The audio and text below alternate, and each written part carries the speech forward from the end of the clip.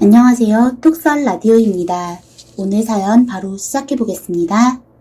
안녕하세요. 저는 경기도에서 딸이랑 평범하게 살고 있는 50대 여자랍니다. 저에겐 딸이 둘이 있는데 둘 다 똑똑하고 지들 알아서 잘 살고 있으니 저는 걱정이 없습니다. 딸들은 시시때때로 돈도 별로 안 되는 제가 하는 일은 때려치우라고 집에서 놀기나 하라고 하는데 저는 소일거리 삼아 일하고 있어요. 오늘 딸이랑 전화하면서 문득 제가 살아왔던 지난 이야기들이 스쳐 지나갔네요. 저는 어렸을 때 부모를 여의었답니다.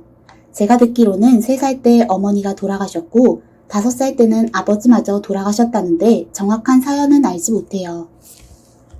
어머니는 병으로 돌아가셨고 아버지는 일하다 사고로 돌아가셨다는데 친척들이 저에게 대충 얘기해줘서 저도 정확한 일에 대해선 모르고 살았습니다. 어쨌든 부모님이 돌아가시고 고아가 되었을 때 저는 혼자 계신 할머니에게 맡겨졌답니다. 그러나 할머니마저 제가 10살 때 돌아가셨어요. 어린 나이였지만 제가 기댈 곳 하나 없는 진짜 고아가 됐다는 것은 알 수 있었답니다. 친척들이 저를 보면서 수군거리는 것을 다 들었어요. 이제 저 애를 어쩌냐, 누가 키우냐 하면서 웅성거리더라고요. 어린 저는 일단 고모네 집으로 보내졌는데 그곳에서도 고모부 눈치에 오래 살지 못했고 어디론가 보내져서 식모 생활도 했고 참 불행한 청소년기를 보냈답니다. 이리저리 옮겨지며 밥만 먹고 살았고 19살이 되어 저는 죽으면 죽었지 남의 집에서 얹혀 사는 것은 더 이상 못하겠다는 심정으로 뛰어나와 버렸어요. 그리고 무작정 아무 음식점에 들어가서 저에게 일을 좀 달라고 했습니다. 동돌한 저를 보고 그래도 그 음식점에선 쓸만하겠다 여겼는지 저에게 방도 주고 일도 줬습니다. 그렇게 그 사장님 댁에서 일도 하고 돈도 벌면서 몇 년 지냈습니다. 차라리 옮겨 다니며 살 때보다 식당 한 켠 작은 방에서 지내는 것이 마음은 편하더군요. 제가 일하던 가게는 국밥 가게였는데 그 옆에는 그 동네에서 제법 유명한 중국집이 있었답니다. 저는 그 집에서 일하는 청년과 사랑에 빠지게 되었습니다. 그 청년 역시 저랑 비슷한 신세였어요. 그 사람은 아예 어렸을 적 부모를 잃고 고아원에서 지내다가 중국집으로 흘러들어와 일을 배우면서 숙식을 하게 되었다고 하더라고요. 제 신세나 그 사람 신세나 참 기구하다 싶었습니다. 저는 오빠 오빠 하고 부르며 그 사람을 따르게 되었고 그 사람은 제게 다정하게 잘해주었어요. 그러던 어느 날 그 사람이 덜컥 저에게 그러는 것입니다. 우리 같이 살자. 저는 깜짝 놀랐습니다. 물론 기뻤어요. 저도 그 사람과 언젠가 가정을 이뤄 살고 싶기도 했었지요. 그러나 당장 손에 쥔 돈이 없는데 무슨 수로 남들처럼 산다는 말입니까? 제가 망설이고 있으려니 그 사람이 말했습니다. 사장님께서 돈을 좀 빌려주신대. 그 돈으로 사글세라도 얻어서 살고 우리도 남들처럼 살아보자. 이렇게 살면 죽도 밥도 아니야. 저는 그때 그 사람이 참 멋져 보였어요. 당황하고 어찌할 바 모르는 저를 확 이끄는 그 사람의 과감한 모습에 저는 같이 살기로 결정을 했고 사장님께 말씀을 드렸어요. 저희가 결혼한다고 하니 중국집 사장님과 저희 사장님들께서는 상의를 하셨어요. 아무래도 저희가 오래 일을 했고 가게에 도와준 것도 많고 하니 신경이 쓰이셨던 모양이에요. 그래서 사장님들께서는 돈을 모아서 저희에게 결혼 선물로 주셨답니다. 액수가 꽤 큰 돈이어서 저희는 받고 나서 눈이 휘둥그레졌어요. 두 사장님께서는 저희 보고 그 돈을 가지고 요긴히 쓰라는 말을 하셨습니다. 저희는 직원이기도 하지만 가족처럼 생각하고 있었다고 하시더군요. 저희 앞날이 잘 되길 진심으로 바란다는 축하의 말도 해주셨습니다. 저랑 남편은 몇 번이고 고개를 숙여 감사하다는 인사를 드렸답니다.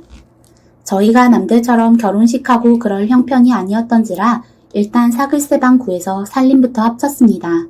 그것도 신혼집이라고 대충 이불이랑 장롱만 하나 들여놓고 복닥거리며 살았습니다. 남편은 예전처럼 중국집에 나가서 일을 했고 저는 곧 아이가 생겨서 일을 그만두고 집에서 있게 되었답니다. 배가 불러오고 저는 출산을 하게 되었답니다. 그런데 그게 아주 심각한 상황이 되었답니다. 제가 피를 엄청 흘리면서 기절을 해버린 것이죠.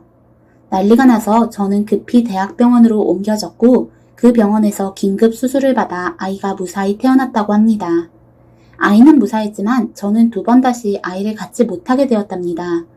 출혈이 너무 커서 자궁을 아예 드러내는 수술을 했다고 합니다. 충격을 받고 우는 제게 남편이 위로를 했습니다. 당신만 살았으면 됐어. 애가 뭐가 중요해? 당신 목숨이 중요하지. 당신만 괜찮으면 되는 거야. 저는 간신히 몸을 회복하고 집으로 와서 딸을 키우기 시작했습니다. 적어도 2, 3은 낳고 싶었는데 그 아이가 마지막 아이라고 생각하니 참 아쉬웠지만 그래도 딸아이 하나라도 얻게 된 것을 다행으로 생각하기로 했답니다. 딸이 5살이 되었을 때 큰일이 벌어졌어요. 그 당시 남편은 중국집을 개업했을 때였답니다. 그동안 돈을 차근차근 모아서 남편이 중국집에서 일했던 경력으로 중국집을 막 차리고 장사가 한참 잘 되던 차였죠. 이제 행복 시작인가 했습니다. 남편도 돈 잘 벌어오고 가정에 잘하고 저는 행복했습니다. 어느 날 딸애랑 장을 보고 집에 들어가는 길인데 누군가 저를 빤히 보고 있더라고요. 한 초등학생쯤 되어 보이는 아이였습니다. 제가 집에 들어갔는데 창문 밖으로 보니 저희 집 앞을 서성서성대고 있더라고요.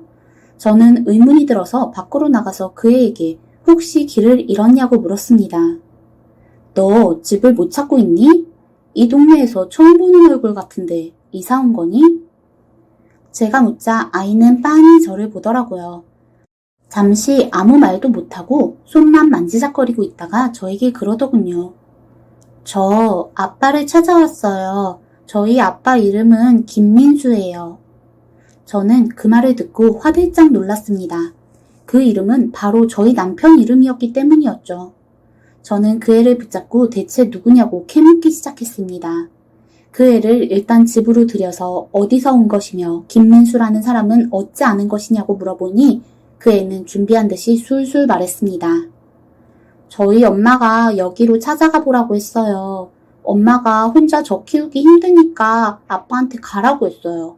여기 데려다주고 엄마는 가버렸어요. 저희 아빠랑 엄마는 예전에 저를 낳았대요. 들을수록 놀라운 이야기였습니다. 나이가 몇 살이냐 물어보니 11살이라고 하더군요. 저는 대체 이게 무슨 일인지 알 수가 없었습니다. 몇 시간 후 남편이 들어오고 남편은 아이를 보더니 화들짝 놀라더라고요.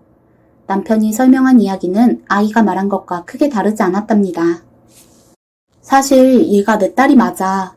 어렸을 때 사고를 쳐서 아는 누나가 낳은 아이야. 그 당시에 그 누나가 내가 별 볼 일 없으니까 그냥 자기 혼자 살겠다고 가버렸어. 아이는 자기가 키우겠다길래 사실 당신 몰래 가끔 돈을 보냈어. 정말 미안해. 어쩔 수가 없었어. 당신에게 말하고 싶었던 적도 많았는데 당신이 이걸 알면 나에게 얼마나 실망을 많이 할까 싶어서 차마 말을 할 수가 없었어. 저는 하늘이 무너지는 심정이었습니다. 물론 저희가 살아온 환경이 워낙 평탄하지 않았으니 여러 가지 일이 있긴 했었지만 아이를 숨기다니요. 저는 남편을 막 때리면서 울며 불며 난리를 쳤고 남편도 울었습니다. 그런데 정말 미안한데 저 애가 너무 불쌍해.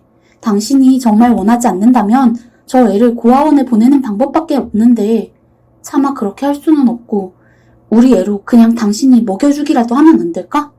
당신 자식처럼 키워달라는 말은 못하겠지만 그래도 성인 될 때까지 걷어만 준다면 당신이 하자는 대로 무엇이든 다 할게. 정말 미안해. 하지만 애는 죄가 없으니까 제발 당신이 한 번만 아량을 베풀어줘. 저는 그날 밤새도록 울고불고 잠도 못 잤답니다. 말이 고아원이지 그곳이 어떤 곳인데 아이를 거기로 보낼 수는 없을 것 같았어요. 그럼 제가 평생 죄책감을 갖고 살 것 같았어요. 그런데 제 아이도 아닌 남편이 사고쳐서 낳은 아이를 제가 키울 자신도 없었습니다. 이러지도 저러지도 못하고 남편은 일 가겠다고 나갔고 저는 제 딸과 그 애와 셋이 남겨졌습니다. 그 애는 제 딸을 놀아주고 어느새 아이들은 지들끼리 친해져서 하하호호 웃으면서 놀고 있더라고요. 저는 그걸 보고 또 마음이 무너졌습니다. 제가 어떻게 선택해야 할지 알 수가 없었어요. 저는 이러지도 저러지도 못하고 며칠 그 애와 같이 살았습니다. 그 애는 저희 딸과 잘 놀아주고 집안일도 눈치껏 하고 영리하더라고요. 저는 그런 마음 갖지 않으려고 했지만 그 애에게 마음이 가기는 했습니다. 하지만 내 딸처럼 키운다는 것은 자신이 없었어요. 그저 망설이기만 하고 남편은 침묵을 지켰습니다. 그렇게 며칠을 지냈는데 그날 아침 출근하던 남편이 세상을 떠났습니다. 출근을 하다 갑자기 길에서 쓰러지고 다시 깨어나지 못했다고 합니다. 병원으로 가서 응급처치를 했지만 원인 불명의 심장마비로 남편은 세상을 뜨고 말았습니다. 저는 순식간에 애가 둘이나 딸린 과부가 되고 말았습니다. 조언을 구할 곳도 없었지요. 저는 부모가 없었으니까요. 기댈 곳도 없었습니다. 시댁도 친정도 아무것도 없었으니까요. 남편 장례식이 끝난 후 가게를 정리했답니다. 저는 중국집 일을 잘 모르고 중국 음식 할 줄도 몰라서 중국집을 할 수가 없겠더라고요. 가게 정리하고 제 앞에 놓인 돈은 얼마 되지도 않았습니다. 얼마간은 그 돈을 쓰면서 살 수 있겠지만 그 기간이 지나면 제가 일을 해야 할 것 같았습니다. 일을 하면 어쩌면 딸 하나 정도는 먹여 살릴 수도 있겠다는 생각이 들었어요. 하지만 제 앞에는 두 아이가 있었죠. 그냥 남편의 자식은 고아원으로 보내고 싶었어요. 제가 왜 피도 안 섞인 자식을 위해서 절 희생해야 하는지 그때는 그게 너무 싫었답니다. 그 아이도 제가 냉랭한 것을 눈치챘는지 제 눈치를 많이 보더라고요. 저는 주변 고아원도 알아보고 고민을 많이 했답니다. 그런데 그게 말입니다. 제 이성적으로는 그 아이를 보내야 제가 편해진다는 것을 아는데 마음이 그렇게 되질 않더라고요. 거길 보내면 저 아이가 겪을 고생들, 부모 없이 서럽게 보낼 시간들이 너무도 마음이 아팠습니다. 그 사이 정이 든 게 분명했지요. 저는 결국 큰 결심을 했습니다. 죽도록 힘들 것이 뻔했습니다만 제가 두 아이 한번 키워보기로 한 것이었죠. 주변의 친구들은 제가 어리석다고 그 애는 그냥 팽개치라고 했습니다. 그런데 제 마음이 차마 그렇게 되질 않았습니다. 그렇게 저희는 무덤덤하게 가족이 되었어요. 그 애는 저의 큰딸이 되었고 제 친딸은 둘째가 되었습니다. 솔직히 큰애에게 제가 잘 하지는 못했던 것 같아요. 제 말을 안 들으면 혼도 많이 냈고 가끔 친엄마한테 가라는 모진 소리도 하곤 했습니다. 그렇지만 저희는 가족이기에 이런저런 사정들 이해하고 다시 또 덤덤하게 지내곤 했습니다. 저는 이리저리 일을 하느라 바빴고 아이들은 저희들이 알아서 커줬습니다. 한 10년 넘게 죽을 고생했는데 그래도 큰애가 20살 넘으니 좀 숨 쉴 구멍이 생기더라고요. 큰애는 고등학교 졸업하고 바로 일자리를 찾아서 일을 하기 시작했어요. 대학 보내고 싶은 생각이 없진 않았는데 공부 신경도 못 써줘서 성적도 그냥 그렇고 무엇보다 돈이 없었습니다. 딸애는 상고를 졸업하고 회사를 다니면서 제게 월급의 일정 부분을 갖다 줬고 저는 딸애에게 참 고마웠어요. 어느 날은 둘이서 맥주 한잔 하면서 이런저런 얘기했습니다. 엄마, 나 키워줘서 고마워. 나 아빠 돌아가셨을 땐 정말 고아원 가는 줄 알았잖아? 그래도 나한테 엄마도 있고 동생도 있어서 난 너무 행복해. 그 말을 들으니 코끝이 찡하더군요. 그래도 저는 다정한 말, 멋진 말 하나 제대로 하질 못했습니다. 배운 것도 없고 제 성격이 또 살가운 성격이 아니라서 그냥 그러냐고 웃고 말았습니다. 그렇게 지내면서 작은애도 고등학교 졸업하고 작은애는 그래도 공부를 좀 하던 편이라서 전문대학 간호대에 들어갔습니다. 큰애가 많이 도와줬죠. 자기도 대학 가고 싶었을 텐데 참 마음이 아리더군요. 그래도 큰애는 누구 하나는 대학 가서 잘 살아야 한다고 둘째를 많이 응원하고 학비도 대줬습니다. 둘째도 큰애가 친언니가 아니라는 것은 알지만 친언니보다 더 따르고 친했어요. 둘째도 어느 정도 자리 잡고 저는 그래도 딸 자식 키워놔서 덕분다 소리 들으며 살고 있었는데 어느 날 엉뚱하게도 첫째가 자기 외국에 나가 살고 싶다고 하더라고요. 그동안 영어 공부도 많이 했고 외국에 나가 새로운 세상도 보고 거기서 돈도 벌고 대학도 가고 싶다는 겁니다. 제가 뭐 할 말이 있나요? 지가 번 돈으로 지가 나가겠다는데 가라고 했습니다. 가끔 연락이나 하라고 몸 조심하라고 그랬지요. 그래서 둘째랑 같이 인천공항에 딸을 데려다주고 그 이후 가끔씩 연락하며 지냈답니다. 외국 풍경들 가끔 찍어서 보내고 자기가 다니는 일자리 사진도 보내고 돈 모아서 곧 학교 갈 거라고 얘기하더군요. 그런가 보다 하면서 지냈습니다. 그러던 어느 날 둘째가 언니에게서 전화가 왔다며 저를 바꿔주더라고요. 그냥 간단한 근황이나 얘기하려는 건가 했는데 이상한 말을 하더라고요. 엄마, 나 여기서 결혼하려고 하는데 엄마랑 동생이랑 좀 올 수 있을까? 저는 어이가 없어서 대꾸했습니다. 아니, 내가 거길 어찌 간다냐. 일도 있고 네 동생도 일이 많아. 아니 그리고 비행기표는 어찌 끊는지 알 수도 없고. 그리고 그나저나 결혼을 한다고? 아니, 남자는 뭐 하는 사람인데? 딸은 설명하기가 어렵다면서 그래도 한번 시간을 빼서 와보라고 하더라고요. 둘째랑 상의를 했습니다. 둘째가 그래도 언니가 결혼한다는데 안 가볼 수 없고 저도 사위 얼굴이라도 직접 봐야 하지 않겠냐는 겁니다. 저는 간신히 2주 정도 시간을 뺐고 둘째도 일하는 병원에다 간신히 허락을 구했답니다. 큰애가 비행기표는 끊어줘서 저희가 할 건 딱히 없었어요. 그때 저는 비행기 처음 타보는 것이었어요. 뭐 남들처럼 호강은 못해도 비행기는 타보는구나 싶더군요. 그런데 둘째가 제 언니 걱정하더라고요. 언니가 비즈니스 티켓을 끊어줬네? 이거 엄청 비쌀 텐데. 비즈니스는 또 뭐니? 자리도 넓고 편히 갈 수 있는 거야. 일반 좌석은 되게 좁고 불편한데 비즈니스 좌석은 넓고 좋아. 언니가 돈이 어딨어서 이런 걸 했대? 아마 엄마 다리 불편하고 그러니까 생각해서 해준 것 같긴 한데. 그 당시 제가 다리가 좀 안 좋아서 수술을 받아야 하나 어째야 하나 할 때였거든요. 큰애가 아마 그걸 생각해서 넓은 자리를 끄는 거일 거라고 둘째가 추측하더라고요. 저는 당시에는 비즈니스라고 뭐 별거 있나 싶었는데 타보니까 좋더라고요. 다들 제가 다리 불편한데 비행기 좁은 좌석에서 어찌 12시간 넘게 있냐고 걱정했는데 걱정과 다르게 편하게 갔습니다. 제가 도착한 곳은 캐나다였어요. 공항에 도착하니 제가 알 수도 없는 영어들로 가득하고 둘째가 저를 잘 이끌었답니다.